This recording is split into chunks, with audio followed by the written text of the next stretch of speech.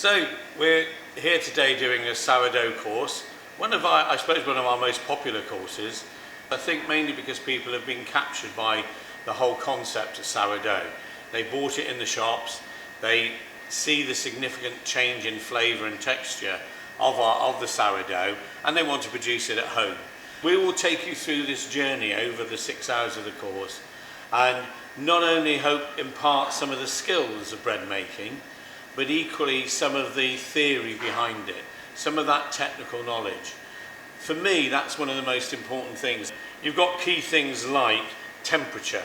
Temperature is going to be key when you're making your bread.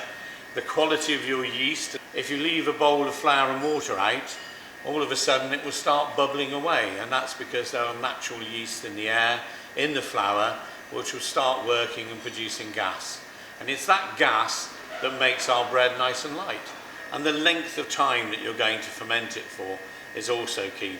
There's other little things like, it's difficult to produce what the bakers produce in their big bread ovens because they will inject steam in the oven. However, if you put a pan in the bottom, pour water in the bottom, let that turn to steam before you bake, which will give you that nice crusty, shiny loaf of bread. I found it really, really helpful.